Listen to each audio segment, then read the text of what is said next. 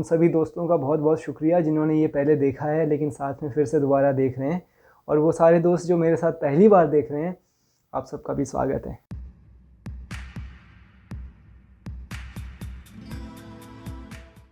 नमस्ते, hello and welcome back to my channel. दोस्तों, आपका एक बार फिर से इस्तकबाल है, स्वागत है। और मुझे पता है कि आज जिस वीडियो पर हम रिएक्शन करने जा रहे हैं उसका बहुत बेसब्री से इंतज़ार हो रहा है। खासकर मैं बहुत बेसब्री से इंतज़ार कर रहा हूँ, क्योंकि इससे पहले हमने जो ट्रेलर पे रिएक्शन दिया था उसने बहुत ज़्यादा एक्साइटमेंट बढ़ा दी है इस वीडियो को लेकर, है ना। तो मैं आपको बताऊं कि शुरू करने से पहले मैंने गूगल में जाके सर्च करने की कोशिश की फिजी ऑपरेशन के बारे में, लेकिन मुझे बहुत ज़्यादा कोई जानकारी नहीं मिली। एक्चुअली कुछ नहीं मिला। जो मिला वो द लिबरल हिंदू का ही वीडियो या उस पर जो रिएक्शंस दिए थे वो ही सारी चीज़ें थी, तो मैंने उनको नहीं देखा। लेकिन कुछ आर्टिकल्स पढ़ने को मिले मुझे जिसमें रॉ से संबंधित बहुत सारी जानकारियाँ थी। उनके जो कोवर्ट ऑपरेशंस थे उनको लेकर बहुत सारी जानकारियाँ थी, है ना। These avengers are also known as shadow warriors. तो उनके श्रीलंका का जो उनका ऑपरेशन था, बांग्लादेश, पाकिस्तान, लंदन, पेरिस वाले जो कुछ किस्से मुझे पढ़ने को मिले, इट वॉज़ वेरी नॉलेजेबल, क्योंकि एक नई दुनिया में प्रवेश किया है मैंने इस वीडियो के साथ में। मैं करने जा रहा हूँ, लेकिन जाने से पहले जो प्रिपरेशन थी उसने ही मुझे बहुत ज़्यादा, है ना, खुमारी में ला के खड़ा कर दिया है। तो बहुत बेसब्र हूँ मैं इस वीडियो को स्टार्ट करने के लिए। तो शुरू करें दोस्तों, चलिए। नमस्कार, जय मां भारती। दोस्तों, अगर आपको ये कंटेंट पसंद आ रहा है तो वीडियोस को लाइक कीजिए, शेयर कीजिए और चैनल को सब्सक्राइब जरूर कीजिएगा। सब्सक्राइब करने के बाद बेल आइकन भी जरूर दबाइएगा, जिससे कि आपको भविष्य में आने वाले एपिसोड्स का नोटिफिकेशन मिल सके।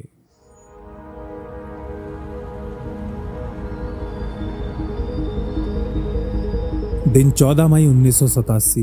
भारत के उस समय के विदेश मंत्री एनडी तिवारी की गाड़ी साउथ ब्लॉक की वीवीआईपी पार्किंग में आकर रुकती है। एसी गाड़ी से नीचे उतर रहे एनडी तिवारी अपने माथे से पसीना पोंछते हुए इनर चैम्बर की तरफ चलने लगते हैं, जहां प्रधानमंत्री राजीव गांधी बैठा करते थे।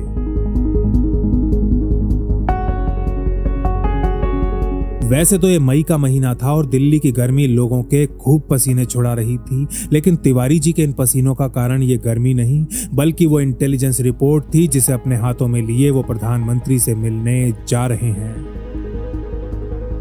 R&AW द्वारा तैयार की गई इस रिपोर्ट में बॉर्डर पर चीन की उन भावी गतिविधियों का कच्चा चिट्ठा था जो भारत की राष्ट्रीय सुरक्षा के लिए घातक साबित हो सकती थीं। कुछ घंटों तक इस रिपोर्ट पर चर्चा करने के बाद जब एनडी तिवारी वापस जाने के लिए खड़े होते हैं, तब तक राजीव गांधी का रुमाल भी उनके माथे पर पहुंच चुका होता है। इससे पहले कि राजीव गांधी इस रिपोर्ट के सदमे से उबर पाते, उनकी मेज पर रखा एक लैंडलाइन फोन बजने लगता है।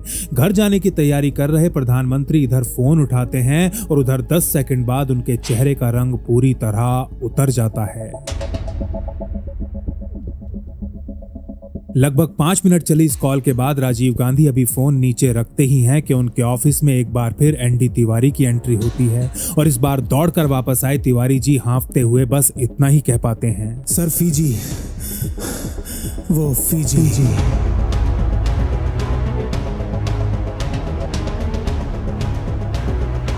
साउथ पैसिफिक ओशियन यानी कि दक्षिण प्रशांत महासागर में स्थित फिजी नामक एक छोटे से देश में अभी थोड़ी देर पहले ही फौज ने विद्रोह कर दिया था, एक लोकतांत्रिक सरकार का तख्ता पलट दिया था। एक देश जिसमें रहने वाले आधे लोग भारतीय थे, अब उसकी कमान एक ऐसे तानाशाह के हाथ में आ चुकी थी जो इन भारतीयों का दम घोटना चाहता था। लाखों भारतीयों से उनके मौलिक और संवैधानिक अधिकार छीन वो उनके जीवन को एक जीता जागता नरक बना देना चाहता था।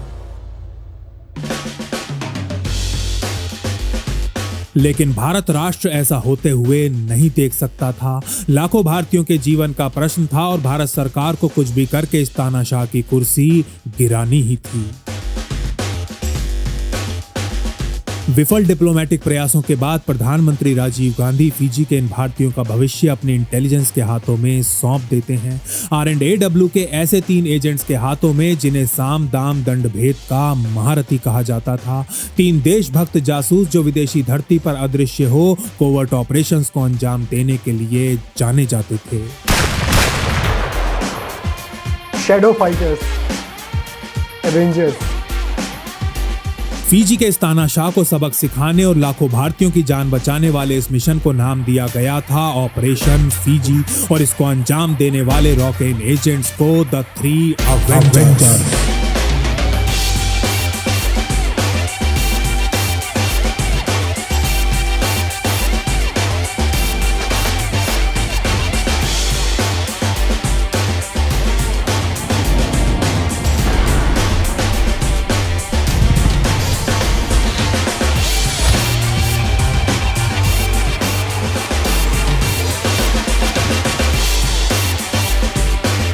अच्छा, बिफोर वी गो हेड, कि जो ट्रेलर हमने देखा था वो इस पूरे होल वीडियो का इंट्रो भी है, या इंट्रो को ही ट्रेलर बना के इन्होंने डाल दिया, वाइसा वर्सा जो भी रहा होगा।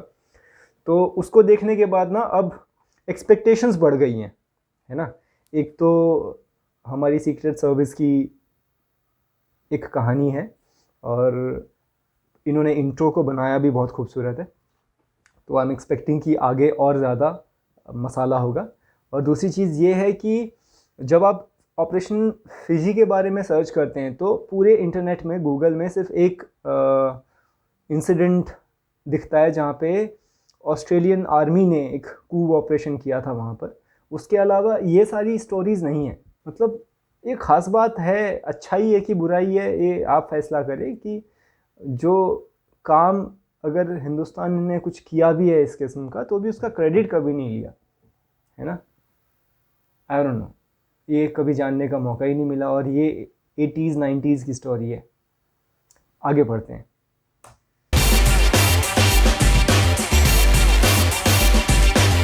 नमस्कार, जय मां भारती। फिजी 330 छोटे छोटे द्वीपों का यह देश ऑस्ट्रेलिया से लगभग 3000 और न्यूजीलैंड से तो केवल 1500 मील की दूरी पर है। 1970 में अंग्रेजों से मुक्त हुए इस देश को मिनी इंडिया भी कहा जाता है, और वो इसलिए क्योंकि यहाँ की लगभग आधी आबादी भारतीय मूल की है। और मोर देन 56% पॉपुलेशन फिजी की जो है वो इंडियन है। और शायद यही वो कारण था कि फिजी को आजादी दिलाने में भारत ने एक बहुत ही महत्वपूर्ण भूमिका निभाई थी। अब 1970 में अंग्रेजों ने फिजी को मुक्ति तो दे दी थी, लेकिन जाते जाते उन्होंने वहां पर भी बिल्कुल वैसे ही बीज बो दिए थे जिन बीजों ने कभी भारत का विभाजन करवाया था। चोर चोरी से जा सकता है, लेकिन हेरा फेरी से नहीं। अपनी आदत से मजबूर अंग्रेजों ने फिजी छोड़ने से पहले वहां पर एक ऐसी राजनीतिक पार्टी को सत्ता आसीन कर दिया था जो भारतीय मूल के लोगों को बिल्कुल भी पसंद नहीं करती थी। इस पार्टी को अंग्रेजों ने ही खड़ा किया था, और इसके मैनिफेस्टो का हर एक अक्षर चीख चीख कर भारतीय मूल के लोगों का विरोध कर रहा था। अंग्रेज़ों की ये ना हरकत हर जगह, जितने भी उनके टेरिटरीज़ रहे हैं जहाँ पे उन्होंने शासन किया है, रूल किया है, वहाँ पे किया है। चाहे वो चाइना हो, चाहे वो पाकिस्तान हो, चाहे वो इंडिया हो, चाहे वो फिजी हो। मतलब हम तो डूब रहे हैं सनम, तुम्हें भी नहीं उभरने देंगे, है ना। वैसे ही कंट्री जब आज़ाद होती है तो मुफलिसी से, गरीबी से उभरने की कोशिश कर रही होती है, उस समय भी आप ऐसे सत्ताधीशों को छोड़ के चले जाते हैं जो देश को और खोखला करने में लगे होते हैं। बढ़ते हैं आगे। यह अंग्रेजों की एक ऐसी शैतानी चाल थी जो आने वाले समय में फिजी के लाखों भारतीयों का जीवन दूभर करने वाली थी। उनसे उनकी रोजी रोटी, पढ़ाई लिखाई के साथ साथ उनके संवैधानिक, मौलिक और यहां तक कि मानवीय अधिकार भी छीनने वाली थी। अब 7 समंदर पार ही सही, लेकिन लाखों भारतीयों के ऊपर अत्याचार होता रहे, और इधर भारत राष्ट्र चुपचाप बैठा रहे, अपने हाथों पर हाथ धरे तमाशा देखता रहे। ऐसा आखिर कैसे हो सकता था? भारत के रिसर्च एंड एनालिसिस विंग में कुछ लोग ऐसे थे जो अपने इन भारतीय भाइयों बहनों की सहायता करने के लिए कुछ भी करने को तैयार थे। दुनिया की सारी हदें, सारी सीमाएं लांघने को तैयार थे।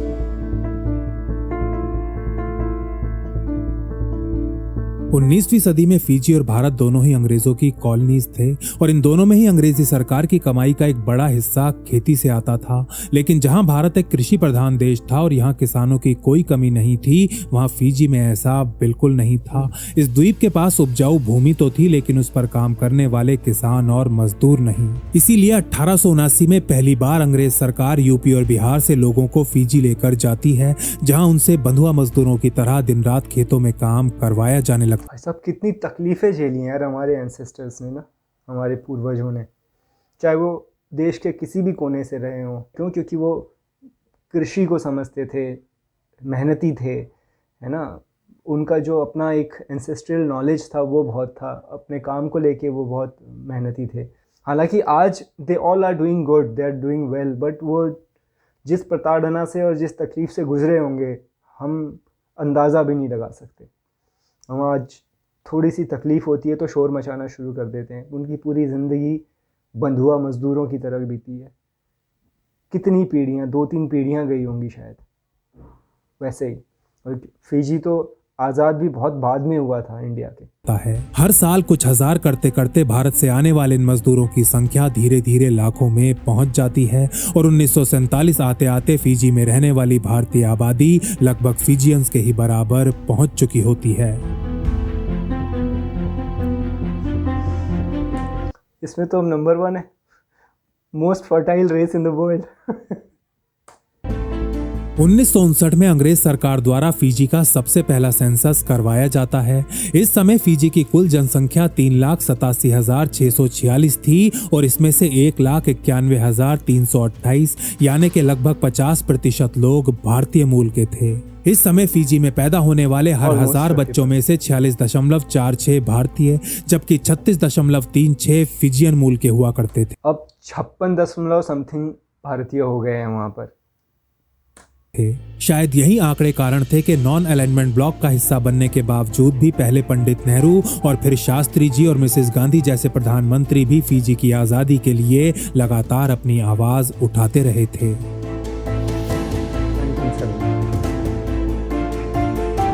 इससे पहले कि फिजी की राजधानी सुवा से आखिरी ब्रिटिश जहाज लंदन के लिए निकल पाता, अंग्रेज फिजी में एक प्रो वेस्टर्न सरकार की स्थापना कर देते हैं। ये सरकार अलायंस पार्टी नामक एक राजनीतिक दल ने बनाई थी जिसके नेता का नाम था रातू मारा। भारतीयों से घृणा करने वाला एक फिजियन नेता जिसे लगभग 2.25 लाख फिजियंस का समर्थन प्राप्त था। वहीं ऑपोजिशन में बैठे दल का नाम था फेडरेशन पार्टी, एक दल जिसे फिजी के लगभग 3.25 लाख भारतीय अपना एकजुट समर्थन दे रहे थे। जहां फेडरेशन पार्टी की स्थापना 1964 में एडी पटेल द्वारा की गई थी, वहीं अलायंस पार्टी को 1966 में रातू मारा ने अंग्रेजों की सहायता से खड़ा किया था। 1970 में आई एक CIA रिपोर्ट के अनुसार स्वतंत्रता मिलने के बाद से ही फिजियन मूल के लोगों में भारतीयों के प्रति जलन पैदा होने लगी थी। फिजी के भारतीय जो आमतौर पर ज्यादा पढ़े लिखे और समृद्ध थे, अब उन्हें फिजियंस की तरक्की के रास्ते में एक अवरोध की तरह देखा जा रहा था। लेकिन रातू मारा की भेदभाव से भरी पॉलिसीज के बावजूद भी फिजी के व्यापार जगत में भारतीयों का ही बोलबाला था। सरकार द्वारा पढ़ाई और नौकरियों में फिजियंस को रिजर्वेशन दिए जाने के बावजूद भी भारतीय उच्च शिक्षा में सबसे आगे थे। राजनीतिक तौर पर दूसरे दर्जे का जीवन जीने को मजबूर ये भारतीय अपनी मेहनत के बल पर धीरे धीरे काफी अच्छी आर्थिक तरक्की करने लगे थे।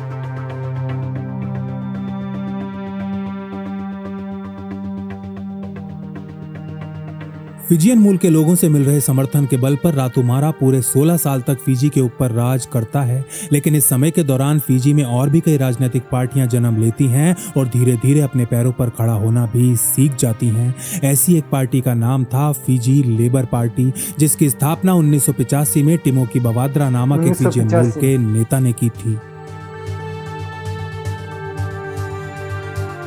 अप्रैल 1987 में हुए सामान्य चुनावों में लेबर और फेडरेशन पार्टी के गठबंधन को उस समय की पार्लियामेंट की 70 सीटों में से 30 सीटों के ऊपर जीत मिलती है, जबकि रातू मारा की अलायंस पार्टी को केवल 24 सीटों पर।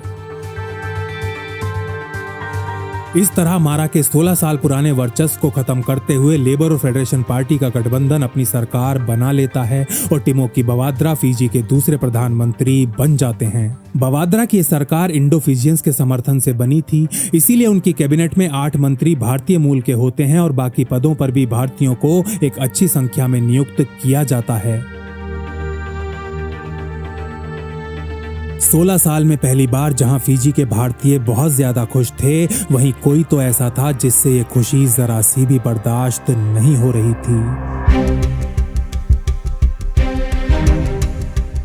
बवाद्रा को प्रधानमंत्री बने ठीक से अभी 1 महीना भी नहीं हुआ था कि 14 मई 1987 की सुबह 20 फौजी फिजी की पार्लियामेंट के अंदर घुसते हैं और प्रधानमंत्री बवाद्रा समेत उनकी पूरी कैबिनेट को बंदी बना लेते हैं। इस सैन्य विद्रोह का नेतृत्व करने वाले व्यक्ति का नाम था कर्नल सितिवेनी रबुका, फिजियन मूल का एक ऐसा मिलिट्री ऑफिसर जो किसी भी कीमत पर भारतीयों को फिजी से बाहर निकालना चाहता था।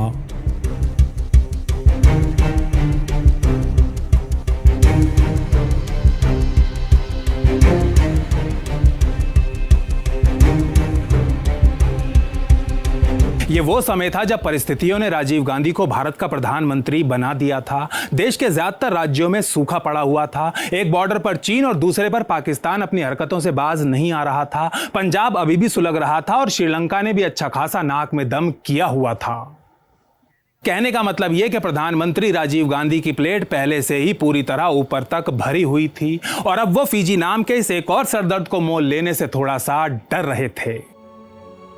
फिजी के ऊपर प्रधानमंत्री के संकोच को एनडी तिवारी तुरंत भांप लेते हैं और उन्हें इस छोटे से देश की महत्ता के बारे में समझाते हुए कहते हैं, मिस्टर गांधी, फिजी हमारे लिए मात्र कोई दूसरा देश नहीं है, बल्कि दक्षिण प्रशांत में बसा भारत का ही एक अंश है। ये वो देश है जहाँ की लगभग आधी आबादी भारतीय है और इन भारतीयों में ज्यादातर लोग यूपी और बिहार के हिंदू हैं। एक ऐसे समय में जब उन्हें हमारी सबसे ज्यादा जरूरत है, हम उन्हें उनके हाल पर मरने के लिए कैसे छोड़ सकते हैं। वो भारतीय जिन्हें कभी जबरदस्ती फिजी ले जाया गया था, आज आस भरी नजरों से हमारी तरफ देख रहे हैं।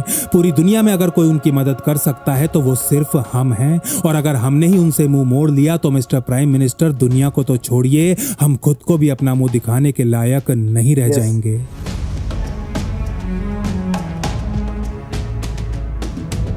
एनडी तिवारी के इन भावुक शब्दों को सुनने के बाद प्रधानमंत्री गांधी बिल्कुल चुपचाप बैठ जाते हैं। थोड़ी देर तक कुछ सोचते हैं और फिर वहीं मौजूद रॉ चीफ ए के वर्मा की तरफ देखते हुए कहते हैं, मिस्टर वर्मा, मुझे 24 घंटों के अंदर अंदर फिजी के ऊपर एक डिटेल्ड रिपोर्ट चाहिए।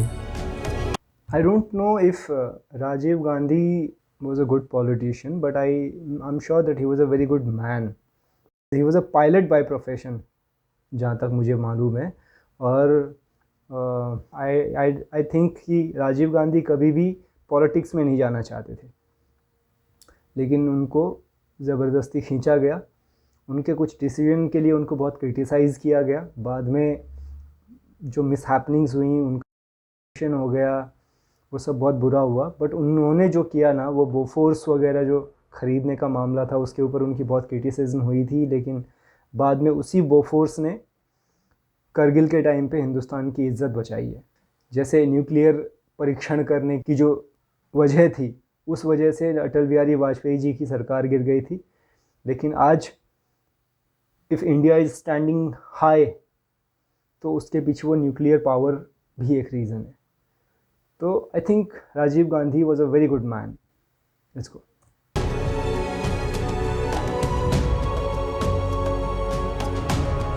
पीएम से आदेश मिलते ही ए के वर्मा अपने एक ऐसे इंटेलिजेंस ऑफिसर को मीटिंग के लिए बुलाते हैं जो विदेशी धरती पर ऑपरेशंस करने में काफी अनुभव रखता था। इस एजेंट का कोड नेम था प्रेम शेखावत। कोड नेम था।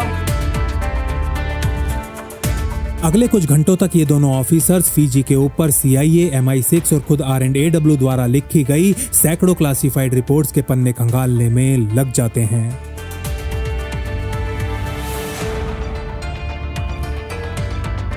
अगले दिन विदेश मंत्री एनडी तिवारी और रॉ चीफ ए के वर्मा प्रधानमंत्री के सामने फिजी के ऊपर अपनी रिपोर्ट प्रस्तुत करते हैं। इस रिपोर्ट के अनुसार 24 घंटे पहले हुए फौजी विद्रोह के बीज फिजी की आजादी के पहले दिन से ही बोने शुरू कर दिए गए थे। बीज जिन्हें बोने का काम अंग्रेजों के चाटुकार और फिजी के पहले प्रधानमंत्री रातू मारा ने किया था। हिंदुओं और उनके मंदिरों से नफरत करने वाले रातू मारा ने पहले दिन से ही फिजी की सेना में ऐसे अफसरों को भर्ती कर ऊपर चढ़ाया था जो भारतीयों के प्रति उसके जैसी ही सोच रखते थे।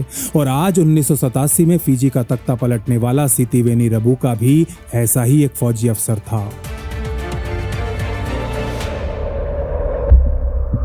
R&AW का ये मूल्यांकन आने वाले दिनों में बिल्कुल सटीक साबित होता है। विद्रोह के कुछ दिनों बाद ही कर्नल रबुका खुद को फिजी का प्रधानमंत्री घोषित कर रातू मारा को राष्ट्रपति के पद पर बिठा देता है।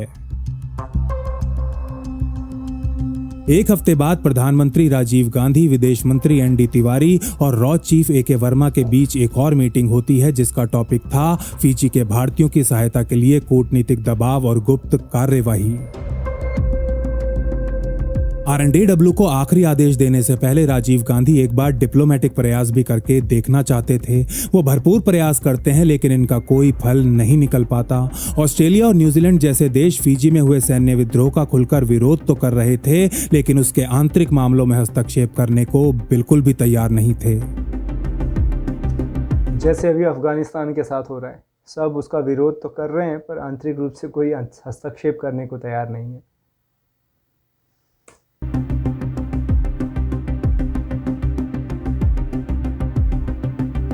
कुछ दिनों बाद सुवा से आरएनडेडब्ल्यू के हेडक्वार्टर से केबल भेजा जाता है जिसे पढ़ के राजीव गांधी और ज्यादा घबरा जाते हैं। इस केबल के अनुसार फिजी की पिछली सरकार में वित्त मंत्री रहे महेंद्र चौधरी को रबुका द्वारा गिरफ्तार करके कई घंटों तक ग्रिल किया गया था। एक तरफ तो भारतीय मूल के नेताओं के साथ ये सब हो रहा था, वहीं दूसरी तरफ रबुका के आदेश पर भारतीयों की दुकानों और मंदिरों के ऊपर ताले। He said महेंद्र चौधरी ना, I think he was the first Mahendra Chaudhary जो थे वो पहले हिंदुस्तानी मूल के प्रधानमंत्री बने थे फिजी में। महेंद्र चौधरी नाम था शायद उनका। लगा दिए गए थे, यहां तक कि बिना अनुमति के पूजा पाठ करने पर भी रोक लगा दी गई थी। लेकिन इस केबल में लिखी सबसे ज्यादा चिंताजनक बात यह थी कि फिजी की राजधानी सुवा में जगह जगह हिंसक प्रदर्शन शुरू हो चुके थे और इनकी आड़ में रबुका के सिविलियन समर्थक और फौजी दोनों ही चुन चुन के भारतीयों को निशाना बना रहे थे।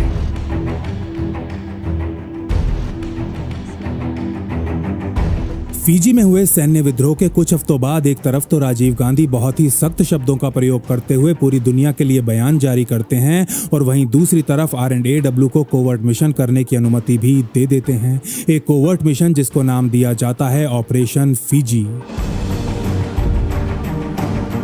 प्रधानमंत्री से आदेश मिलते ही ऑपरेशन फिजी के लिए आरएनडेडब्ल्यू के अंदर एक स्पेशल यूनिट का गठन कर दिया जाता है। संपूर्ण स्वतंत्रता और असीमित बजट वाली इस यूनिट में आरएनडेडब्ल्यू के 3 सबसे निडर और चालाक जासूसों को चुना जाता है। 3 जासूस जिनको नाम दिया गया था द 3 अवेंजर्स।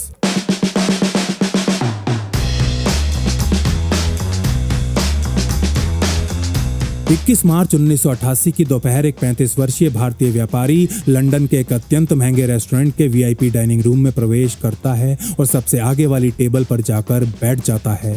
अपने एक हाथ से पानी पीते हुए यह भारतीय पहले तो अच्छे से चारों तरफ नजरें घुमाता है और फिर खड़ा हो एक दूसरी मेज पर जाकर बैठ जाता है जिस पर पहले से ही एक गोरा व्यक्ति बैठा हुआ था। इस भारतीय के मेज पर बैठते ही ये गोरा आदमी वेट्रेस को बुला 2 टमेटो सूप ऑर्डर कर देता है और जैसे ही ये वेट्रेस वहां से जाती है ये दोनों आदमी हंसते हुए खड़े होते हैं और पूरी गर्मजोशी से एक दूसरे को गले लगा लेते हैं।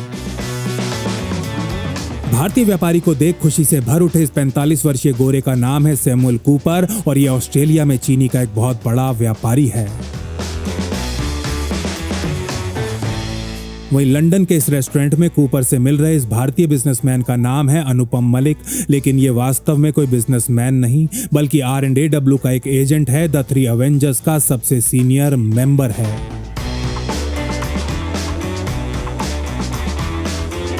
बोलो मलिक, क्या अर्जेंट बात करनी है? अब ये मत कहना कि तुमने मुझे सिडनी से यहाँ बस लंच के लिए बुलाया है। कूपर की ये बात सुन अपनी चम्मच को नीचे रखते हुए एजेंट मलिक सीधा पॉइंट पर आ जाते हैं। फिजी में तुम्हारे कॉन्टैक्ट्स को एक्टिवेट करना है, कितना खर्चा आएगा? फिजी का नाम सुन थोड़ा सा चौंक चुका कूपर अभी कुछ बोल पाता कि एजेंट मलिक आगे कहते हैं, मुझे सिडनी में एक सेफ हाउस भी चाहिए और फिजी में तुम्हारे एसेट से हर संभव मदद भी। मुझे बताने की जरूरत नहीं है कि वहाँ भारतीयों के साथ क्या कुछ हो रहा है।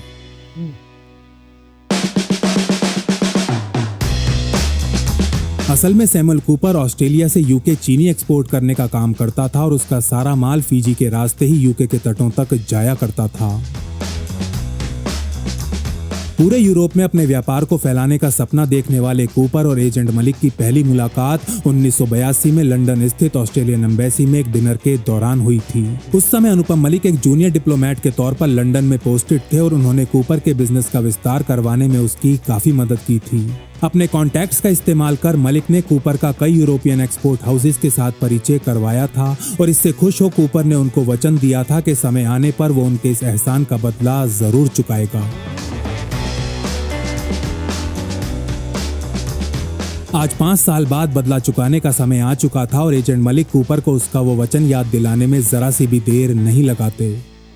तुम्हारा काम हो जाएगा, मुझे बस कुछ हफ्तों का समय दे दो। वैसे तुम सिडनी कब आ रहे हो? कूपर की ये बात खत्म होते ही एजेंट मलिक उत्तर देते हैं, अगले हफ्ते आ रहा हूँ। और हाँ, मुझे वेलिंगटन में भी एक कॉन्टैक्ट चाहिए होगा, कोई ऐसा आदमी जो सेफ हाउस, गाड़ियां और फेक आईडी उपलब्ध कराने में एक्सपर्ट हो।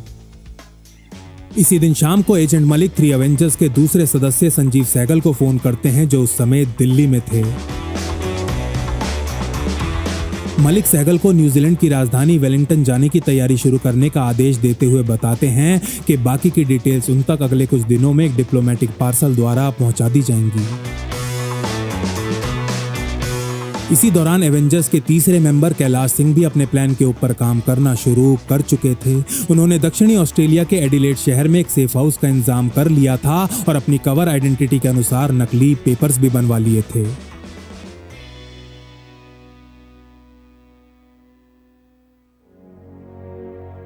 कैलाश सिंह अभी कुछ समय पहले तक फिजी में ही पोस्टेड थे। रबुका प्रशासन द्वारा भारतीयों के ऊपर किए जाने वाले अत्याचार और हिंदू मां बहनों के साथ होने वाले दुष्कर्म को उन्होंने खुद अपनी आंखों से देखा था। सुबह से दिल्ली वापस आने के बाद एक भी रात ऐसी नहीं गुजरी थी जब वो चैन की नींद सो पाए हों। यही कारण था कि हरियाणा का ये जाट अब बहुत ज्यादा गुस्से में था और किसी भी कीमत पर रबुका से बदला लेना चाहता था।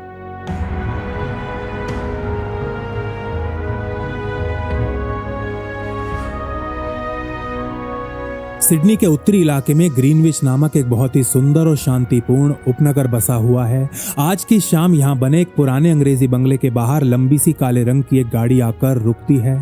थोड़ी देर बाद कैलाश सिंह और संजीव सहगल इस गाड़ी से नीचे उतरते हैं और बरामदे में बैठे अनुपम मलिक की तरफ चलना शुरू कर देते हैं।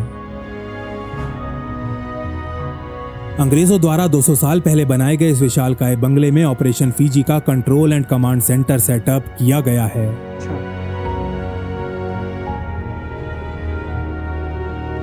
संजीव सहगल को साइऑप्स यानी कि साइकोलॉजिकल ऑपरेशंस का जिम्मा सौंपा गया था। कैलाश सिंह को रबुका के विरोधी खेमे के अंदर सेंध लगाने और उसके विरुद्ध प्रदर्शनों की संख्या में तेजी लाने का दायित्व दिया गया था। 3 एवेंजर्स के तीसरे और सबसे वरिष्ठ एजेंट अनुपम मलिक को इस पूरे ऑपरेशन का सुपरवाइजर बनाया गया था। उनका काम फिजी में ऑपोजिशन और भारतीयों को पैसे और हथियार उपलब्ध कराने के लिए एक अंडरग्राउंड नेटवर्क की स्थापना करना था। ये एक एक्सक्लूसिव ऑपरेशन था। इसका मतलब ये था कि 3 एवेंजर्स को ऑस्ट्रेलिया और न्यूजीलैंड में डिप्लॉयड दूसरे R&AW एजेंट्स के साथ संपर्क साधने या उनसे मदद लेने की बिल्कुल भी अनुमति नहीं थी।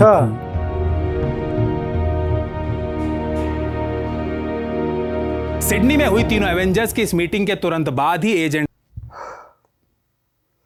यार मतलब इसने एकदम बांध दिया है स्टोरी ने। बहुत लंबा हो जाएगा पूरा देखेंगे तो। देखते हैं कि 2 पार्ट में करना है। देखते हैं यार, वेट नहीं होगा। सहगल मीडिया में अपने कॉन्टैक्ट्स को एक्टिवेट करना शुरू कर देते हैं। इन कॉन्टैक्ट्स को यूके, ऑस्ट्रेलिया और न्यूजीलैंड में ऐसे मीडिया अभियान चलाने थे जो फिजी में लोकतंत्र की वापसी का 2 टूक शब्दों में समर्थन करते हों। इसीलिए आने वाले दिनों में एजेंट सहगल मोटी रकम खर्च करके इन देशों के जाने माने पत्रकारों और अखबार मालिकों को अपनी तरफ करने में लग जाते हैं। R&AW अपनी इस रणनीति के द्वारा एक तीर से 2 नहीं बल्कि 3 शिकार करना चाहता था। एक तरफ तो रबुका के ऊपर इतना ज्यादा अंतरराष्ट्रीय दबाव बनता रहे कि वो खुलकर भारतीयों के ऊपर अत्याचार ना कर पाए।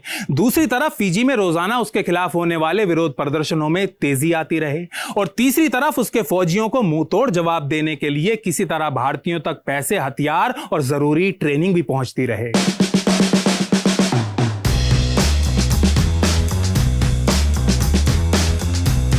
कुछ हफ्तों बाद एजेंट कैलाश सिंह अपने एक पुराने एसेट बेंजामिन टेलर को मिलने के लिए वेलिंगटन बुलाते हैं। टेलर न्यूजीलैंड में एक इलेक्ट्रॉनिक्स कंपनी का मालिक था और देश के कई बड़े नेताओं के साथ उसके काफी अच्छे संबंध थे। कैलाश ऐसे ही कुछ नेताओं को अपनी तरफ कर रबुका के खिलाफ और बवाद्रा के पक्ष में समर्थन हासिल करना चाहते थे। तुम्हें क्या लगता है कि तुम पैसों से यहाँ के पॉलिटिशियंस का समर्थन खरीद सकते हो? थोड़ा सा चिढ़ाते हुए टेलर ये कहता है तो कॉफी पी रहे एजेंट कैलाश उत्तर देते हैं, नहीं मुझे ऐसा बिल्कुल नहीं लगता, बल्कि मुझे पता है कि मैं पैसों से तुम्हारे नेताओं का समर्थन खरीद सकता हूँ। कैलाश के मुंह से सुन थोड़ी देर तक हंसने के बाद टेलर आगे कहता है, ठीक है, लेकिन ये सस्ता सौदा नहीं होने वाला। तुम्हें पैसा गड्डियों के हिसाब से नहीं बल्कि सोने की ईंटों के हिसाब से खर्च करना पड़ेगा, तब जाके कुछ होगा। और हाँ, बाद में ये भी मत कहना कि इन साले नेताओं ने मुझे लूट लिया।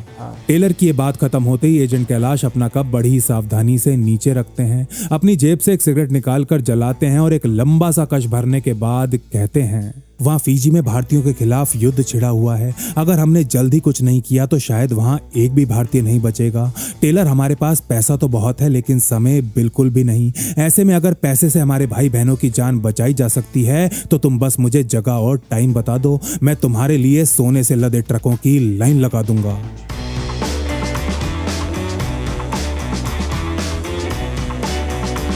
टेलर के चेहरे से वो मुस्कुराहट पूरी तरह गायब हो जाती है। वो समझ जाता है कि इस बार R&AW कुछ ज्यादा ही गंभीर है।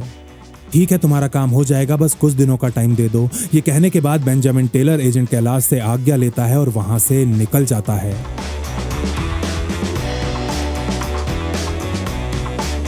इस मीटिंग के ठीक 2 हफ्ते बाद वो कैलाश को न्यूजीलैंड के एक ऐसे बड़े नेता के बारे में बताता है जो फीजी में रबुका प्रशासन का कट्टर आलोचक था। इस पॉलिटिशियन को कोड नेम दिया गया था ARC और ये रबुका के विद्रोही और उस समय जेल में बंद फीजी के विस्थापित प्रधानमंत्री टिमोकी बवाद्रा को वापस पावर में लाना चाहता था। आने वाले कुछ हफ्तों में कैलाश सिंह और ARC के बीच कई मीटिंग्स होती हैं जिनमें रबुका के खिलाफ चलाए जाने वाले मीडिया अभियान की रूपरेखा पर काम किया जाता है।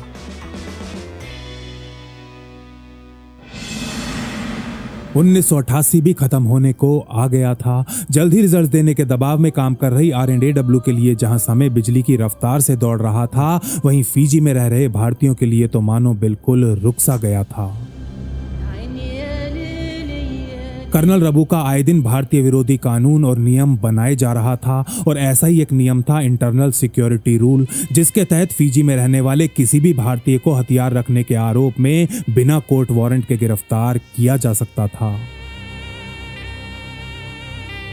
रबुका के इस नए नियम से प्रधानमंत्री और विदेश मंत्री दोनों ही काफी नाराज होते हैं और R&AW के ऊपर दबाव कई गुना और बढ़ जाता है। लेकिन ऊपर से आ रहे सारे दबाव के बावजूद AK वर्मा और उनके तीनों एवेंजर्स को अच्छे से पता था कि इंफॉर्मेशन वॉरफेयर और साइऑप्स में रिजल्ट रातों रात नहीं आते।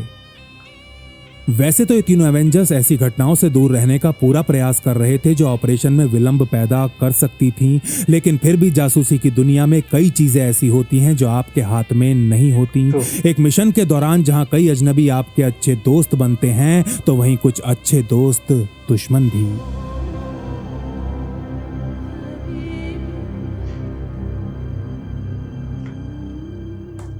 कौन दुश्मन बना?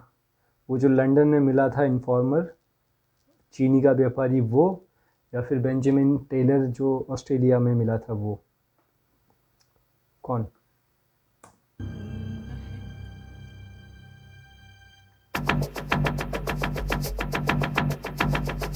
नवंबर 1988 के मध्य में एजेंट अनुपम मलिक और संजीव सहगल एक्नोआ नाम की एक 25 वर्षीय महिला से मिलते हैं। हो सकता है यहाँ से शुरू हो रही है वो जो मोल की बात हो रही है ना, एक्नोआ मे बी दैट मोल। यह महिला फीजी सरकार के विदेश विभाग में नौकरी करती थी और इसके मामा मामी न्यूजीलैंड में रहा करते थे। सहगल द्वारा न्यूजीलैंड में भर्ती किया गया एक एसेट इस महिला को लेकर आया था और सहगल ने खुद इसका बैकग्राउंड चेक किया था। काफी देर चली बातचीत के बाद एक्नोआ R&AW के लिए काम करने को तैयार हो जाती है और उसके सुबह लौटने से 2 दिन पहले एजेंट मलिक उसे उसके मिशन के ऊपर डिटेल्ड ब्रीफिंग और हाई लेवल टारगेट्स की एक सूची भी दे देते हैं। फीजी वापस लौटने के बाद एक्नोआ को इन टारगेट्स के ऊपर इंटेलिजेंस इकट्ठा करके कोडेड भाषा में रिपोर्ट्स तैयार करनी थी और फिर इन रिपोर्ट्स को सुवा की ही एक बुक शॉप में पहले से निशान लगाई गई शेल्फ्स के अंदर छिपा देना था। इस पहले डबल एजेंट की भर्ती के ठीक 1 महीने बाद एजेंट कैलाश सिंह को फिजी के एक ऐसे बहुत ही वरिष्ठ सिविल कर्मचारी के बारे में पता चलता है जो रबुका के फौजी शासन से बहुत ज्यादा नाराज चल रहा था। फिलिप नाम का 55 वर्षीय फिजियन अधिकारी रबुका और उसके फौजियों से इतना ज्यादा नाराज हो चुका था कि अब कुछ भी करके फिजी छोड़ ऑस्ट्रेलिया में सेटल होना चाहता था, लेकिन उसकी समस्या यह थी कि उसके पास ऐसा करने के लिए पैसे नहीं थे।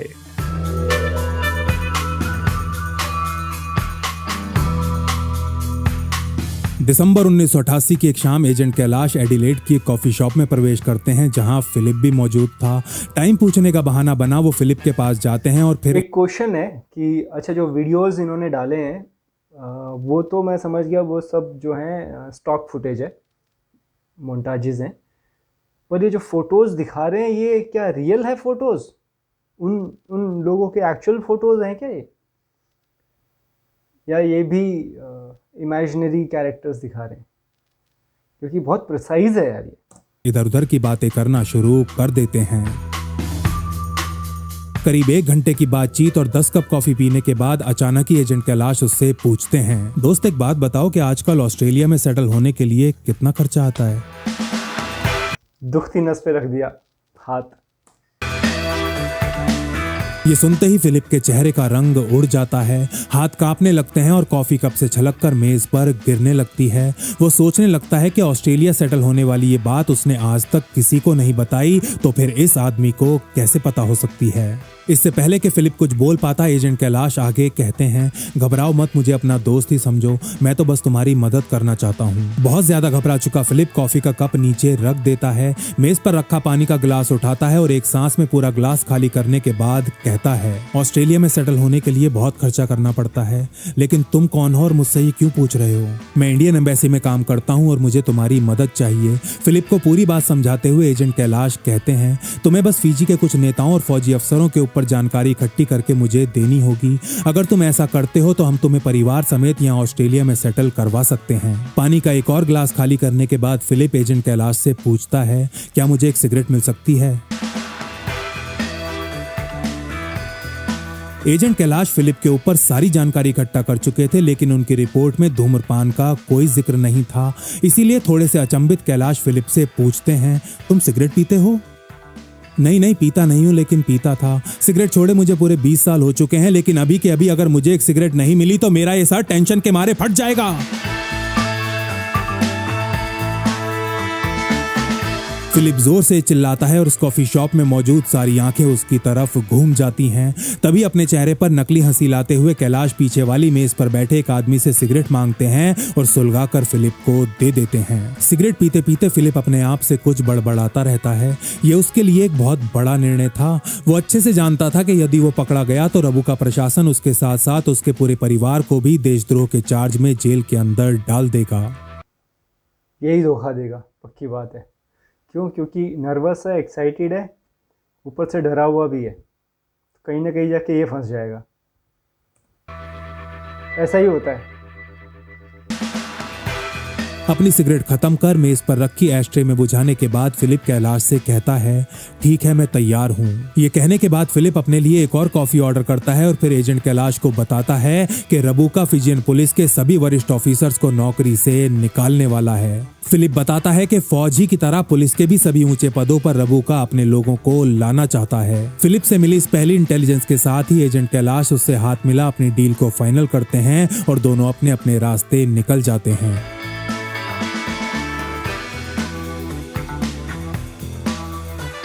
लगभग 1 महीने बाद फिलिप एजेंट कैलाश को एक पैकेट भेजता है। इस पैकेट में उन लोगों के नाम थे जिनको फिजियन आर्मी, पुलिस और दूसरे सरकारी विभागों में ऊंचे ऊंचे पदों के ऊपर नियुक्त किया जाना था। इसके अलावा फिलिप फिजी के एक ऐसे बहुत ही बड़े प्रेस मालिक का नाम भी भेजता है जो भारतीयों के प्रति सहानुभूति रखता था और थोड़ा सा प्रयास करने पर तीनों एवेंजर्स के कहे अनुसार खबरें छापने को भी तैयार हो सकता था।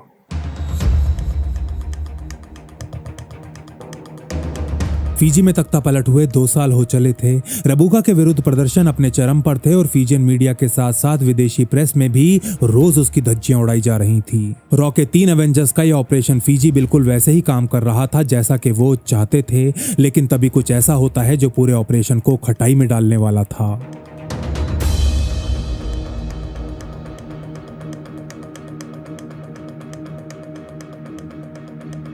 अगस्त 1989 की एक सुबह सिडनी के कमांड सेंटर में तीनों एवेंजर्स ऑपरेशन की क्लैंडस्टाइन रिपोर्ट्स का रिव्यू कर रहे थे कि तभी उनको बेंजामिन टेलर से एक कोडेड मैसेज मिलता है और जब एजेंट कैलाश इस मैसेज को डिकोड करते हैं तो उनके पैरों तले जमीन खिसक जाती है। इस मैसेज के अनुसार फिलिप और एक्नोवा उनके साथ धोखा कर चुके थे। एक्नोवा दोनों।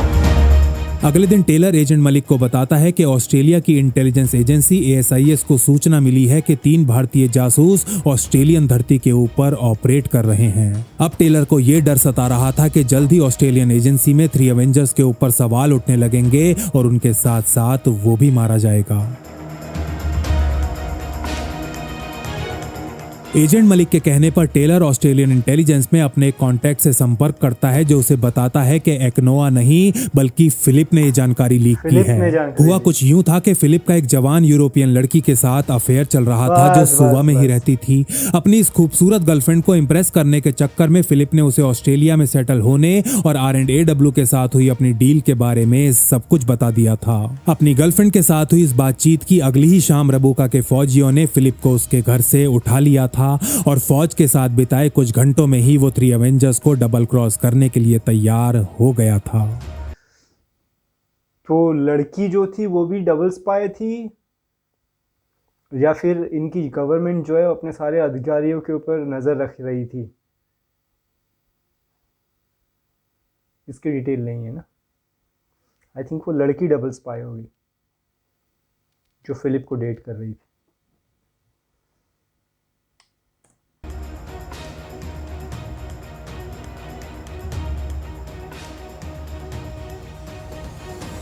फिलिप के पकड़े जाने के 1 महीने बाद रबुका के 3 सबसे शातिर अंडरकवर फौजी सिडनी में लैंड करते हैं। लैंड करते ही ये तीनों सबसे पहले ऑस्ट्रेलिया के इमिग्रेशन ऑफिस जाते हैं और वहां पर कर्मचारियों से कैलाश सिंह नामक एक भारतीय की पहचान करने में मदद मांगते हैं। अब कैलाश सिंह कोई नॉर्मल से सिविलियन होते तो एक बार को इनका रिकॉर्ड इमिग्रेशन के ऑफिस में मिल भी जाता, लेकिन वो तो अंडरकवर जासूस थे। वो तो नकली पासपोर्ट और पेपर्स बनवाकर अंडरकवर ऑस्ट्रेलिया में ऑपरेट कर रहे थे और कैलाश सिंह उनका असली नाम तक नहीं था। इसीलिए इमिग्रेशन ऑफिस के कर्मचारी इन तीनों फिजियन फौजियों की मदद नहीं कर पाते। इसके बाद ये तीनों फिजियन एम्बेसी के एक ऑफिसर को पूछताछ करने के लिए भारतीय एम्बेसी भेज देते हैं, लेकिन वहां भी किसी कैलाश सिंह नामक भारतीय का कोई रिकॉर्ड नहीं मिल पाता। रबुका ने अपने इन तीनों फौजियों को बिल्कुल साफ आदेश दिए थे कि उन्हें कुछ भी करके R&AW के ऑपरेटिव्स को या तो एक्सपोज करना है या फिर न्यूट्रलाइज, और ऐसा करने के लिए उन्हें हर प्रकार की अनुमति, खुली छूट और सारी ऑप्शंस दी गई थी। लेकिन एक ऑप्शन जो उन्हें नहीं दी गई थी वो ये कि वो खाली हाथ अपने देश वापस नहीं लौट सकते थे। उधर रबुका के इन तीनों फौजियों की भनक लगते ही तीनों एवेंजर सिडनी के अपने बेस को रातों रात ताला लगा के सारे सबूत मिटा के मेलबर्न शिफ्ट कर जाते हैं। लेकिन ये तीनों जानते थे कि ऐसे भागते रहना इस समस्या का हल बिल्कुल नहीं है। शिकार चाहे कितना ही भाग ले, आज नहीं तो कल वो शिकारी के चंगुल में फंस ही जाता है। ये तीनों अच्छे से जानते थे कि यदि उन्हें इस समस्या से बचना है, निजात पाना है, तो उन्हें पलटकर शिकारी का शिकार करना होगा। अगस्त 89 में पहुंच गए हैं, मतलब 2.5-3 साल होने को आ गए। पेशेंस कितना है यार, पेशेंस लेवल। उधर सिडनी का कोना कोना छान रहे रबुका के तीनों फौजी ऑस्ट्रेलियन इंटेलिजेंस के एक एजेंट से संपर्क कर उससे कैलाश सिंह के बारे में पूछताछ करने लगते हैं। जेम्स हिल नाम का एजेंट इन तीनों को बताता है कि उसने कैलाश का नाम सुना हुआ है और वो एक ऐसे आदमी को भी जानता है जो उन्हें कैलाश तक पहुंचा सकता है, लेकिन इसके लिए उन्हें अच्छा खासा खर्चा करना पड़ेगा। ये सुनते ही इन तीनों फिजियंस की बाँछें खिल जाती हैं और वो तुरंत जेम्स की सारी मांगे पूरी करने को तैयार हो जाते हैं।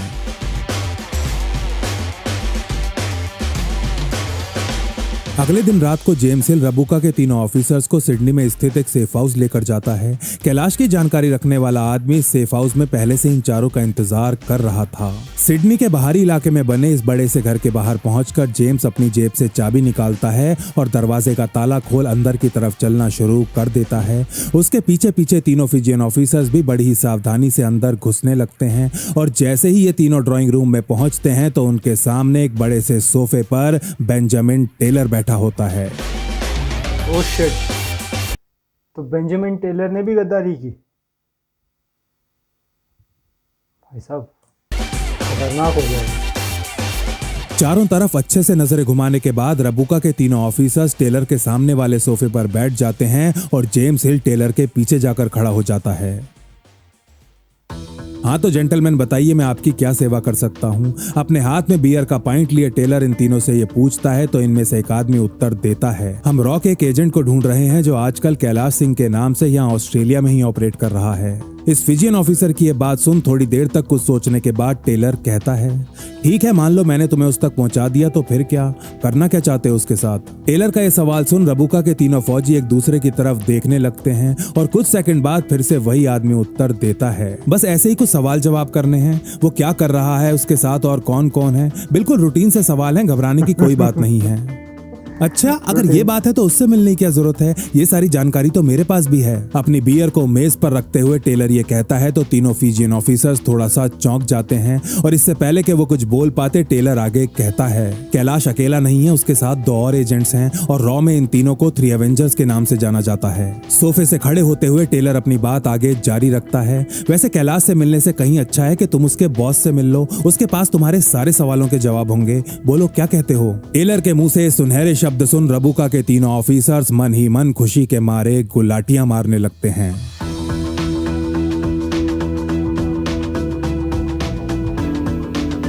तुम सच में हमें उसके बॉस तक पहुंचा सकते हो? एक काम करो, हमें उन तीनों तक पहुंचा दो, इसके बदले हम तुम्हें माला माल कर देंगे।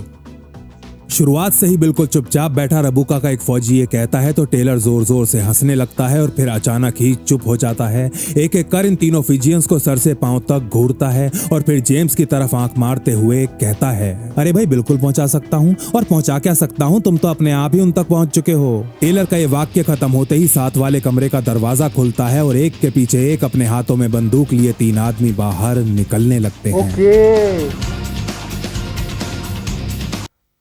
तो टेलर ने गद्दारी नहीं की, वफादारी की। ऑसम।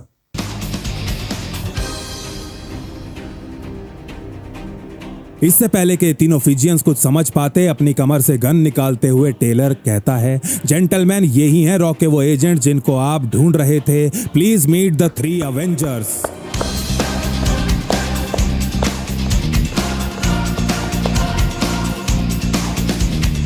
इस रात के बाद रबुका के इन 3 अत्यंत खतरनाक ऑफिसर्स को ऑस्ट्रेलिया में दोबारा कभी नहीं देखा जाता। खुद रबुका और उसके आदमी फिजियन एम्बेसी से लेकर हर उस जगह फोन घुमाते हैं जहां से उनके बारे में किसी भी प्रकार की जानकारी मिल सकती थी, लेकिन सारे प्रयासों के बावजूद भी रबुका प्रशासन को अपने इन ऑफिसर्स का कोई पता नहीं चल पाता। रबुका शायद नहीं जानता था, लेकिन अपने जिन ऑफिसर्स को शिकारी समझ उसने रॉ का शिकार करने ऑस्ट्रेलिया भेजा था, वो खुद रॉ के हाथों शिकार बन चुके थे।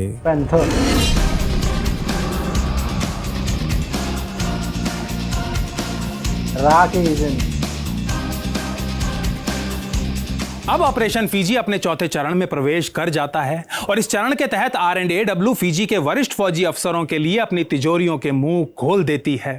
पैसे की सहायता से ऐसे फौजी अफसरों को अपनी तरफ मिलाया जाता है जो लोकतंत्र में विश्वास रखते थे और वास्तव में अपने देश के अंदर चुनाव होते हुए देखना चाहते थे। लेकिन इस समय फिजी के अंदर चुनाव करवाने में एक बहुत बड़ी समस्या यह थी कि फिजियन मूल के वो लोग जिनकी संख्या लाखों में थी, रबुका का समर्थन कर रहे थे। इसका मतलब यह था कि यदि रबुका चुनाव लड़ने का निर्णय करता तो उसके जीतने के पूरे चांसेस थे। उधर भारत में बोफोर्स नाम का भूचाल आया हुआ था और वीपी सिंह ने खुलकर ये मैं कह रहा था ये एक बहुत बड़ा बवाल था उस टाइम पे, जो जितना भी मैंने पढ़ा है। शायद ये कवर करने वाले हैं भाई साहब इसमें, देखते हैं। सरकार के खिलाफ मोर्चा खोल दिया था। इस सारे बवाल के बीच 3 नवंबर 1989 के दिन फिजी के पूर्व प्रधानमंत्री टिमोकी बवाद्रा का निधन हो जाता है। 55 वर्ष के बवाद्रा ने कैंसर के चलते फिजी के लाउतोका नामक शहर में अपनी आखिरी सांसें ली थी। 1987 में प्रधानमंत्री बने बवाद्रा 1 महीने ही सरकार चला पाए थे कि रबुका ने विद्रोह कर उन्हें कुर्सी से हटा दिया था।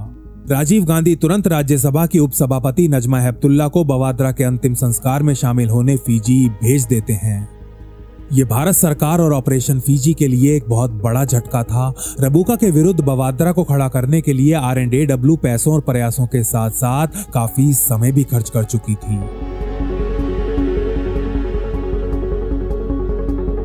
देखते ही देखते एक और साल बीत चुका था।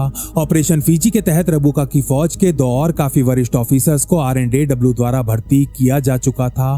फीजी में रॉ के एसेट्स लगातार प्रशासन की गतिविधियों पर महत्वपूर्ण जानकारी उपलब्ध करा रहे थे और भारतीयों पर होने वाले अटैक्स में भी काफी कमी आ चुकी थी। और यही वो बात थी जिससे तीनों एवेंजर्स को सबसे ज्यादा संतुष्टि मिल रही थी। असल में इन तीनों एजेंट्स ने फिजियन आर्मी में सबसे निचले स्तर पर काम करने वाले सैनिकों को पैसा खिलाना शुरू कर दिया था, क्योंकि ये ही वो लोग थे जो सड़कों, चौराहों और घरों में घुस के भारतीयों को निशाना बनाया करते थे। इसीलिए 3 एवेंजर्स ने भारतीयों की तरफ उठने वाली फौजी बंदूकों के मुंह नोट ठूस ठूस कर बंद कर दिए थे। तीनों एवेंजर्स ऑपरेशन फीजी की प्रगति से बहुत ज्यादा तो नहीं, लेकिन खुश थे। वो खुश थे क्योंकि 2 साल पहले के मुकाबले फीजी के भारतीयों की हालत थोड़ी बेहतर हो चली थी। लेकिन खुशी के साथ एक बहुत बड़ी प्रॉब्लम ये होती है कि वो कभी भी परमानेंट यानी कि स्थायी नहीं रहती।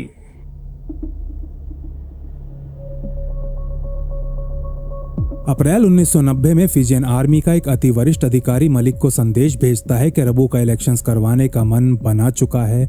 वो खुद भी चुनाव लड़ेगा और उसका चुनावी मुद्दा होगा फीजी में रहने वाले भारतीयों को वापस भेजने के लिए कानून बनाना। ये संदेश मिलते ही तीनों एवेंजर्स के चेहरों पर एक मातम सा छा जाता है, लेकिन किसी तरह खुद को संभालते हुए agent Malik Fiji labour party के एक बड़े नेता को फोन करते हैं। भारतीय मूल के इस नेता का कोड नेम था त्रिशूल। एजेंट मलिक चाहते थे कि आने वाले चुनावों में त्रिशूल लेबर पार्टी के टिकट पर रबुका के खिलाफ चुनाव लड़े।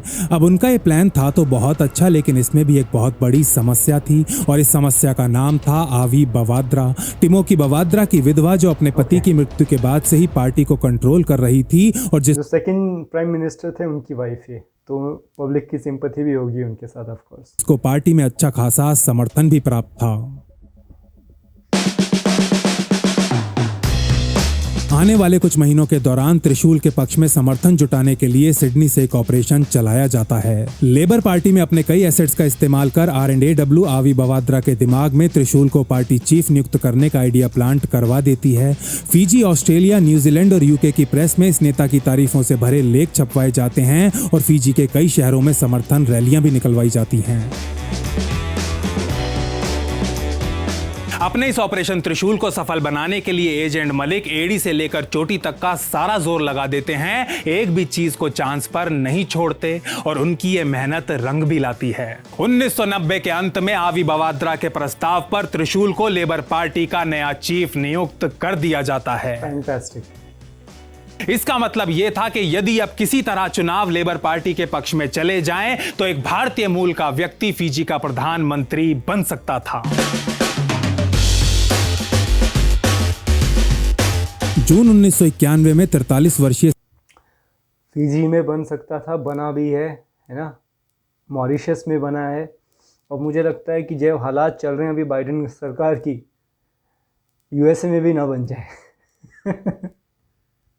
सितिवेनी रबुका SVT नामक एक राजनीतिक दल बना घोषणा करता है कि चुनाव अगले साल यानी कि 1992 में करवाए जाएंगे। चुनावों में फौजी प्रशासन द्वारा भरपूर हेराफेरी किए जाने के बावजूद भी रबुका की पार्टी पार्लियामेंट की 70 सीटों में से केवल 30 पर ही जीत पाती है। इसका मतलब यह था कि रबुका दूसरी पार्टियों से समर्थन लिए बिना सरकार नहीं बना सकता था। इधर चुनाव के नतीजे आते हैं और उधर एजेंट मलिक लेबर पार्टी में अपने एक भारतीय मूल के एसेट को एक्टिवेट कर देते हैं। रबुका से मिल रॉ का यह एसेट प्रस्ताव रखता है कि लेबर पार्टी केवल एक ही शर्त पर उसको समर्थन दे सकती है कि प्रधानमंत्री बनने के बाद वो संविधान में किए गए उन सभी बदलावों को वापस ले लेगा जो भारतीयों के साथ भेदभाव करते हैं। रबुका ये डील स्वीकार तो कर लेता है, लेकिन प्रधानमंत्री बनने के बाद संविधान में बदलाव लाने के प्रस्ताव को बार बार टालता रहता है। लेकिन क्योंकि उसकी सरकार लेबर पार्टी के समर्थन पर खड़ी हुई थी, इसीलिए भारतीयों के साथ होने वाले अत्याचार लगभग खत्म हो चुके थे और भारतीयों से नफरत करने वाला प्रधानमंत्री रबुका अब चाहते हुए भी उनके खिलाफ कोई खास कार्यवाही नहीं कर पा रहा था। एक्चुअली ये इससे नफरत उससे नफरत एजेंडा यही है कि उनको पावर में बने रहना है। उनका मुद्दे होते हैं कि अच्छा जी हम ये कर देंगे, वो कर देंगे, इनको निकाल देंगे, उनको निकाल देंगे। वो उनका सिर्फ एजेंडा है पावर पे बने रहने का। पावर में बने रहने के लिए साले किसी से भी दोस्ती कर लें। फिजी में लेबर पार्टी के समर्थन वाली सरकार बन चुकी थी, लेकिन इसका मतलब ये कतई नहीं था कि R&AW के एसेट स्लीप मोड में चले गए थे। रबुका प्रशासन और दूसरे विभागों में ऑपरेट कर रहे R&AW के सारे एसेट्स अभी भी पूरी तरह एक्टिव थे और प्रशासन में चल रहे घोर भ्रष्टाचार के ऊपर इंटेलिजेंस इकट्ठा करने में लगे हुए थे।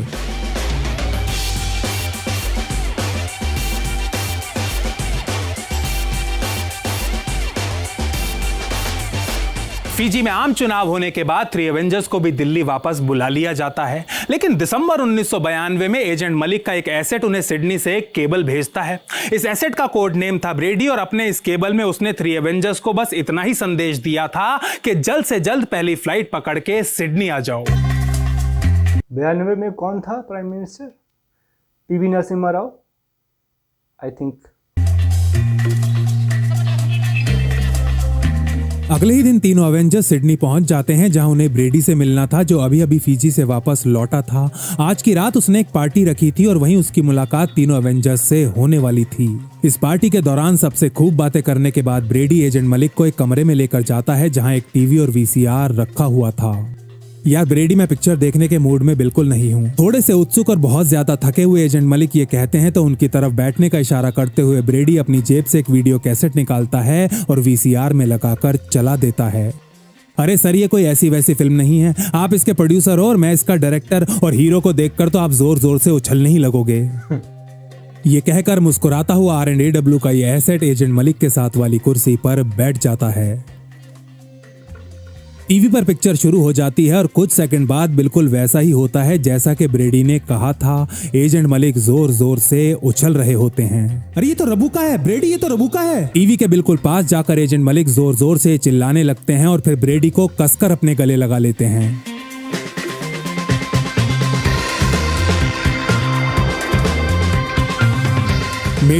सेक्स स्कैंडल आ गया उसका हाथ में। शिट। जापान टीवी पर चल रही इस पिक्चर में फिजी का प्रधानमंत्री सितिवेनी रबुका बिल्कुल नग्न अवस्था में एक जवान महिला के साथ सेक्स करता हुआ दिखाई पड़ रहा था। और मजे की बात यह थी कि यह महिला किसी भी एंगल से मिसेज रबुका नहीं लग रही थी।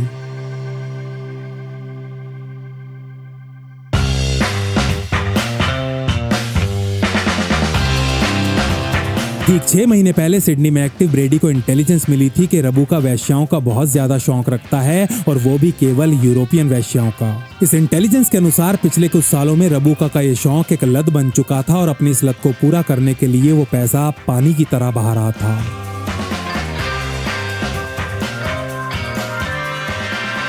ये इंटेलिजेंस मिलते ही ब्रेडी इस काम को करने वाली यूरोपियन मूल की महिलाओं से मिलना शुरू कर देता है और इसी दौरान मेलबर्न में उसकी मुलाकात एक अत्यंत खूबसूरत महिला से होती है, जो अपने 6 लोगों के परिवार को पालने के लिए मजबूरी में ये काम कर रही थी। 26 वर्षीय इस महिला का नाम लिली था और इसकी कहानी में एक अवसर को भांपते हुए ब्रेडी ने रोज इससे मिलना शुरू कर दिया था। ब्रेडी और लिली को मिलते हुए कुछ हफ्ते हो चले थे। ब्रेडी रोज रात को उसे एक 5 सितारा होटल के कमरे में लेकर जाता और अगले दिन सुबह उसे उसके घर वापस छोड़ देता। ऐसी एक रात थोड़ी हिम्मत कर ब्रेडी लिली के सामने अपना प्रस्ताव रख देता है। वो उससे कहता है कि यदि वो फिजी जाकर उसका एक काम करती है तो उसे जीवन में कभी भी दोबारा अपने आप को बेचना नहीं पड़ेगा। ब्रेडी का प्रस्ताव सुन बहुत बुरी तरह घबरा चुकी लिली कुछ घंटों की बातचीत के बाद उसका एक काम करने के लिए तैयार हो ही जाती है। अगले कुछ हफ्तों तक लिली को स्पाई टेक्निक्स और सेल्फ डिफेंस के ऊपर ट्रेनिंग देने के बाद ब्रेडी उसके साथ फिजी की राजधानी सुवा के लिए निकल जाता है।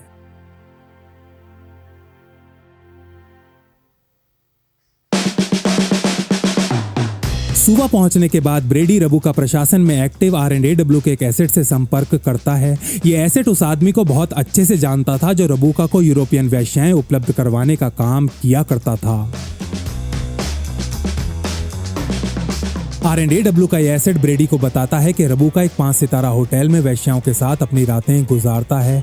उसके लिए महिलाओं को इस होटल के रूम नंबर 513 में लाया जाता है और यह कमरा हमेशा उसके नाम पर ही बुक रहता है। इस जानकारी से लैस ब्रेडी और उसके साथ R&AW का एक दूसरा एसेट जिसका कोड नेम था क्वानो, इस होटल के कर्मचारी को पैसे खिला रूम नंबर 513 की एक नकली चाबी बनवा लेते हैं। इसके बाद क्वानो रूम नंबर 513 के ठीक नीचे स्थित रूम नंबर 413 को कई दिनों के लिए बुक करवा लेता है और ये दोनों स्पाइस इस कमरे में अपना इक्विपमेंट सेटअप करना शुरू कर देते हैं। अगले दिन सफाई कर्मचारियों का भेष धारण कर ब्रेडी और क्वानो रूम नंबर 513 में घुसते हैं और कमरे के अंदर जगह जगह स्पाई कैमरे इंस्टॉल कर देते हैं। नवंबर 1992 में एक दिन R&AW का एसेट लिली को रबुका के दलाल से मिलवा देता है और ये दलाल अगली रात लिली के साथ कुछ और लड़कियों को ले रबुका के होटल पहुंच जाता है। इन सभी लड़कियों को थोड़ी देर तक घूरने के बाद रबुका लिली को सेलेक्ट कर लेता है और फिर उस दलाल समेत बाकी की सभी लड़कियां कमरे से बाहर चली जाती हैं।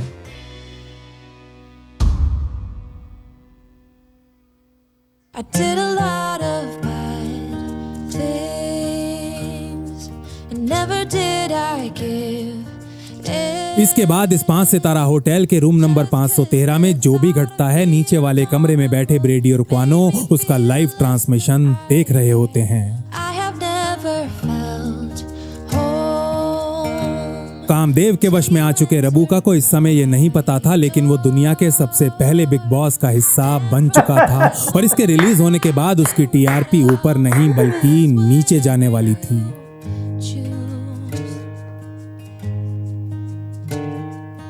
That's the thing. ब्रेडी को लाखों बार धन्यवाद देने के बाद एजेंट अनुपम मलिक उससे ये कैसेट लेते हैं और अगली ही फ्लाइट से कैलाश और संजीव के साथ नई दिल्ली के लिए निकल जाते हैं।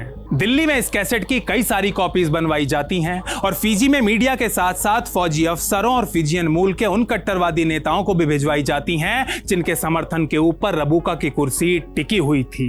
R&AW द्वारा निर्मित इस बिग बॉस का नतीजा ये होता है कि कुछ ही समय के अंदर अंदर रबुका की बदनामी अपने चरम पर पहुंच जाती है। फिजियन मूल के वो नेता और संगठन जिनको भारतीयों का कट्टर विरोधी माना जाता था, वो भी इस कांड के बाद रबुका से दूरियां बनाना शुरू कर देते हैं। कहानी का सार यह था कि अब रबुका फिजी का प्रधानमंत्री तो जरूर था, लेकिन उसके राजनीतिक भविष्य के ऊपर एक बहुत ही बड़ा प्रश्न चिन्ह लग चुका था। फिजी के सबसे ज्यादा ताकतवर इंसान को R&AW ने एक बिना दांत का हाथी बनाकर छोड़ दिया था।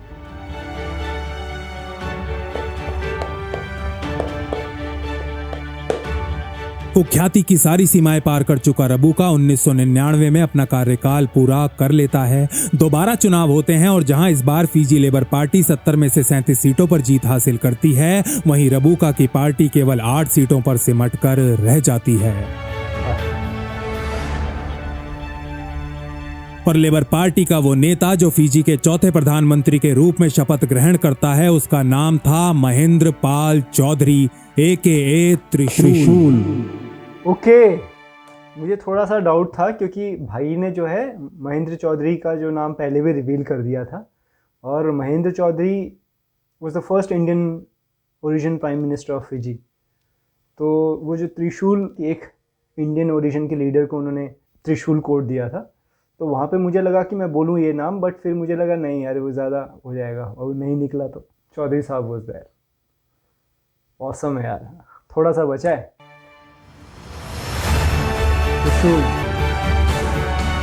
फिजी के भारतीयों में खुशी की एक लहर दौड़ जाती है और बच्चे, औरतें, बूढ़े, जवान सभी अपने अपने घरों से निकल सड़कों पर उत्सव मनाने लगते हैं। ये वो समय था जब भारत में प्रधानमंत्री, विदेश मंत्री और रॉ चीफ तीनों ही बदल चुके थे, लेकिन 3 अवेंजर्स अभी भी अपना काम कर रहे थे।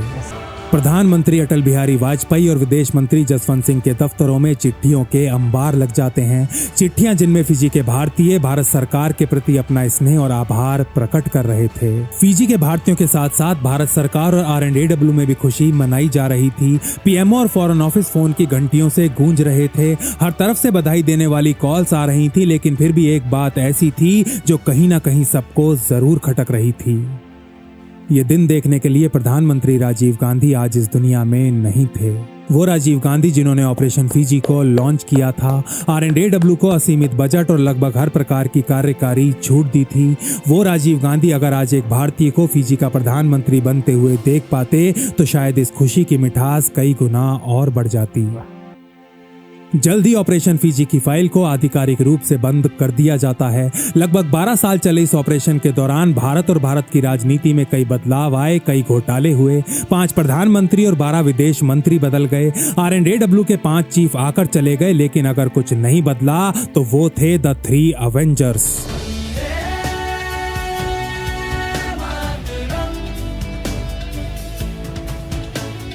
भारत के 3 देशभक्त सिपाही जो इन 12 सालों के दौरान चुपचाप अपना सर झुकाए काम करते रहे। मां भारती के 3 लाल जिनको ना ही अपना जीवन प्यारा था और ना ही दुनिया की वाहवाही, ना ही उन्हें मेडल से कोई प्यार था और ना ही धन दौलत से। 12 सालों तक अपने परिवार, अपने आराम को साइड में रख दिन रात मेहनत करने वाले इन 3 अवेंजर्स को केवल 2 ही चीजों से सच्चा प्यार था, भारत राष्ट्र की यह धरा और इस धरा से जुड़े देशवासी।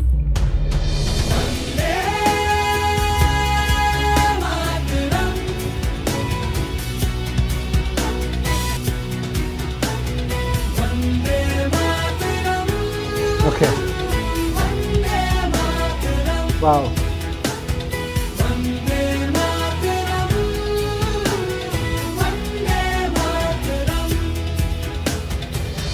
अरिजीत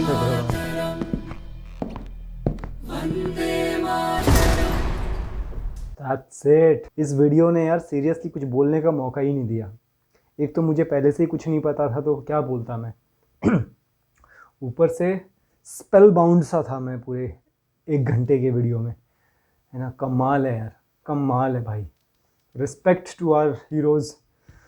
हम उनका असली नाम तो नहीं जानते, लेकिन जो उनका कोड नाम था, अनुपम मलिक, संजीव सहगल, कैलाश सिंह, है ना, और Prem Shekhawat, even they are real heroes. और उनका असली नाम हम कभी जान भी नहीं पाएंगे, उनके असली चेहरे हम कभी देख भी नहीं पाएंगे। ये वो हीरोज़ हैं जो जिनको कुछ नहीं चाहिए, ना नाम चाहिए, ना शोहरत चाहिए, ना पैसा चाहिए, बस वो अपने देश की सेवा कर रहे हैं, ना उनको अपनी जान की परवाह है। कमाल है यार। हमें शुक्रिया अदा करना चाहिए बेंजामिन टेलर का, ब्रैडी का। ऐसे ऐसे एसेट्स हैं जो मतलब they are very loyal to our organisation and they are very loyal to right thing. तो बहुत ज़बरदस्त वीडियो था यार। और जो ये लिबरल हिंदू हैं, भाई साहब ने बनाया भी बहुत ख़तरनाक है। अरिजीत नाम है शायद इनका। बहुत खूबसूरत बनाया है उन्होंने। जो मोन्टाजेस यूज़ किए हैं इसमें, वो भी बहुत खूबसूरत, बहुत सटीक, बिल्कुल उनकी कमेंट्री के हिसाब से उन्होंने फिट किए हैं सब जगह पे। कमाल का काम किया है यार। Respect to our heroes, respect to this man who actually took initiative to make such video. क्योंकि ये वाला इंसिडेंट कहीं पे भी नहीं है, और मेरे ख्याल से ऐसे इंसिडेंट सामने आने भी नहीं चाहिए, क्योंकि इससे हमारी सुरक्षा के ऊपर सवाल खड़े हो जाएंगे। हमारे एजेंसीज़ के काम करने के तरीके जो हैं वो एक्सपोज नहीं होने चाहिए, वरना ट्रैक करना, ट्रेस करना आसान हो जाता है। तो मुझे बहुत मज़ा आया यार। मुझे पूरा यकीन है आपको भी मज़ा आया होगा। उन सभी दोस्तों का बहुत बहुत शुक्रिया जिन्होंने ये पहले देखा है, लेकिन साथ में फिर से दोबारा देख रहे हैं। और वो सारे दोस्त जो मेरे साथ पहली बार देख रहे हैं, आप सबका भी स्वागत है। बहुत ही ज़बरदस्त। और यकीन करें, इस किस्म के अगर और भी वीडियोज़ हैं ना, we would love to watch. मेरी आदत है अक्सर कि अगर कुछ मैं देखता हूँ तो मेरी कोशिश रहती है कि मैं उसके बारे में थोड़ा बहुत जानूँ। थोड़ा बहुत पहले जानता हूँ तो बहुत अच्छी बात है, that gives me little more excitement. लेकिन ये ऐसा सब्जेक्ट था ऑपरेशन फिजी का कि मैंने गूगल में जाके भी ढूंढा, कुछ नहीं मिला मुझे। जैसा कि मैंने शुरुआत में बताया था कि एक वहाँ पे एक आर्टिकल मैंने पढ़ा जिसमें ऑस्ट्रेलियन आर्मी का जो थोड़ा सा इंटरफेरेंस था, इंटरवीन किया था उन्होंने फिजी के कूप ऑपरेशन में। उसके अलावा कुछ नहीं था। भारत का इतना बड़ा योगदान रहा है, मतलब फिजी में जो हमारे भारतीय मूल के भाई बहन हैं उनके लिबरेशन में इतना बड़ा योगदान रहा है। भले ही वो आज फिजी में रहते हैं, फिजी से हैं, वो फिजियन हैं, जो भी है, लेकिन है तो वो हमारे ही ना। तो it was kind of video which gives you a immense sense of pride and respect. तो बहुत मज़ा आ गया, बाकमाल वीडियो था। Thank you so much for suggesting this video to me once again. तो अब आज के लिए बस इतना ही।